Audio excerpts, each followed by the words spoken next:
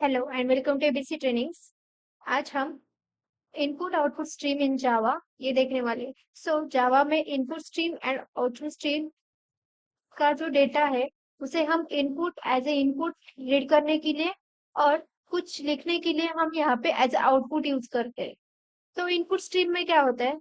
Input stream का हम use किसी डेटा को सोर्स से पढ़ने के लिए या रीड करने के लिए हम यहाँ पे यूज करते हैं। ये एक एब्स्ट्रैक्ट क्लास है, जैसे कि यहाँ पे सब क्लासेस होते हैं, जैसे file input stream, buffer input stream, इस तरह के फाइल्स होते हैं। तो यहाँ पे कुछ इम्पोर्टेंट इनपुट स्ट्रीम्स है, जैसे कि फाइल इनपुट स्ट्रीम। यहाँ पे क्या होता है, तो एक फाइल से हम बाइनरी डेटा पढ़ने के लिए हम यहाँ पे यूज करते हैं। उसी तरह से बफर्ड इनपुट स्ट्रीम है। बफर्ड इनपुट स्ट्रीम में क्या करते हैं हम कि डेटा को बफर करके पढ़ने के लिए हम यहाँ पे यूज करते हैं। बाइट एरे इनपुट स्ट्रीम, यहाँ पे डेटा को पढ़ने के लिए हम यहाँ पे यूज करते हैं। अब यहाँ पे देखो, यहाँ पे हमने इनपुट स्ट्रीम लिया है। इनपुट स्ट्रीम में जो कोई फाइल का लोकेशन है, वहां पे हमने कुछ टेक्स्ट फॉर्मेट में लिखा है और उसको हमें रीड करना होगा। तो यहाँ पे हमने इनपुट स्ट्रीम डॉट रीड, ये यहाँ पे हमने कीवर्ड यहाँ पे यूज किया। अब रीड करने के बाद यहाँ पे सिंपली हमने क्लोज किया। क्लोज करने के बाद सिंपली उसे कैच किया और स्ट्रेस किया, जो भी एक्सेप्शन है। उसी तरह से हमारे पास नेक्स्ट है आउटपुट स्ट्रीम। आउटपुट स्ट्रीम का डेटा जो है हम यहाँ पे एडिट करने के लिए, लिखने के लिए और कुछ उसमें कुछ चेंजेस करने के लिए हम यहाँ पे यूज करते हैं। तो यहाँ पे आउटपुट स्ट्रीम में भी उसी तरह से फाइल आउटपुट स्ट्रीम है, उसे हम डेटा लिखने के लिए हम यहाँ पे यूज करते हैं। उसी तरह से बफर्ड आउटपुट स्ट्रीम है, उसे हम यहाँ पे बफर करके लिखने के लिए हम यहाँ पे यूज करते हैं। अब उसका भी एग्जाम्पल यही है कि हम यहाँ पे पहले हेलो वर्ल्ड लिखा है, उसे चेंज करके हम और कुछ नहीं है। अब यहाँ पे मैंने क्या किया है, पहले कुछ और टेक्स्ट फॉर्मेट लिखा है, बट उसमें मुझे क्या करना है, यहाँ पे हेलो वर्ल्ड एडिट करना है। तो उसके लिए मैंने यहाँ पे स्ट्रीम डेटा में हेलो वर्ल्ड लिया है और उसे मैंने यहाँ पे एडिट किया। एडिट करने के बाद सिंपली उसे राइट किया, राइट करने के बाद सिंपली यहाँ पे क्लोज किया। इस तरह का फॉर्मेट हम आउटपुट स्ट्रीम में कर सकते हैं। अब यहाँ पे इनपुट स्ट्रीम का उपयोग हम किसी भी डेटा को रीड करने के लिए हम यहाँ पे यूज करते हैं। उसी तरह से आउटपुट स्ट्रीम हम किसी भी डेटा को रीड करने के लिए ही नहीं, वहां पे उसे एडिट करने के लिए हम यहाँ पे यूज कर सकते हैं। अब जो है हमारे पास database management system. Database management system means क्या होता है? अब हमारे पास डेटा होता है, उसे हमें क्या करना है, एक स्टोर करना होता है। स्टोर करने के लिए हम कौन से सॉफ्टवेयर का यूज करते हैं, जैसे कि यहाँ पे मैंने my SQL, post SQL, Oracle, SQL light, ये जो सॉफ्टवेयर है, हम इसके माध्यम से हम हमारा डेटा जो है उसे मैनेज करते हैं, उसे मैनिपुलेट करते हैं और उसे स्टोर करते हैं। स्टोर, रिट्रीव, अपडेट और डिलीट डेटा करते हैं। और उसके लिए उसे मैनेज करने के लिए हम यहाँ पे एसक्यूएल का यूज करते हैं। बट जो डेवलपर्स होते हैं, developers often use database connectivity to establish connection and execute SQL queries. जो जो भी एसक्यूएल की क्वेरीज होते हैं उसे हम यहाँ पे एग्जीक्यूट करते हैं। जैसे कि फर्स्ट है हमारा choose a database. Select the relational database management system that you want to work with.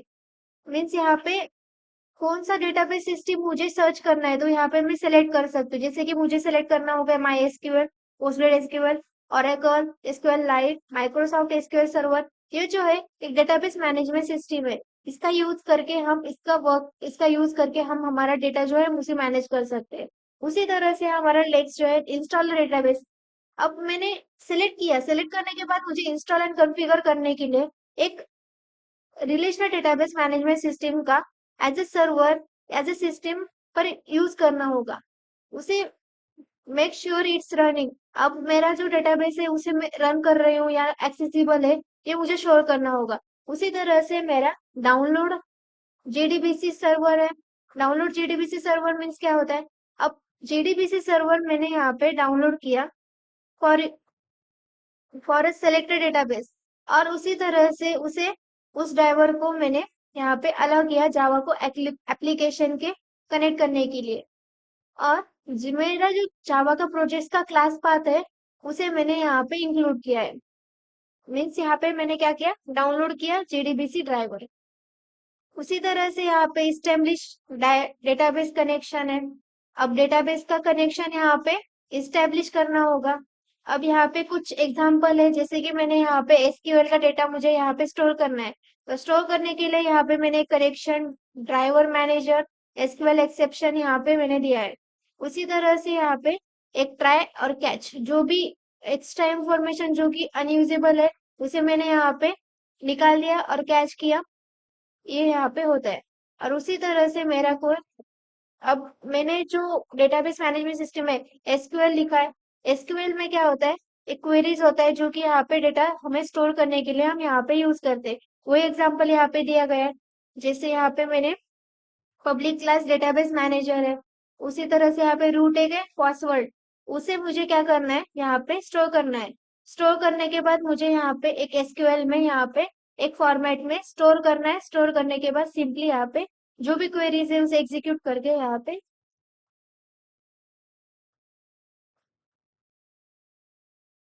Close करना है। अब मेरा जो है handle database transaction when performing multiple database operation that should be treated as a single unit of work।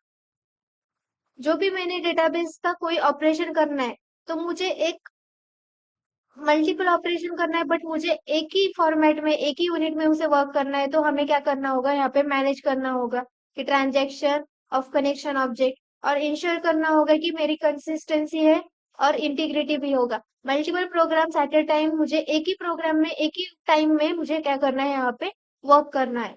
उसी तरह से मेरा जो close database resources, always close database resources in finally block में मुझे डेटाबेस को ऑलवेज क्लोज करना होगा। और using try with resources to prevent resources leaks, means यहाँ पे फाइनली ब्लॉक को हमेशा के लिए क्लोज करना होगा और हमारा जो ट्राई ब्लॉक है उसे ओपन करना होगा। एरर हैंडलिंग और exception handling, implement robust error handling and exception handling to gracefully handle database error and provide meaningful feedback to user.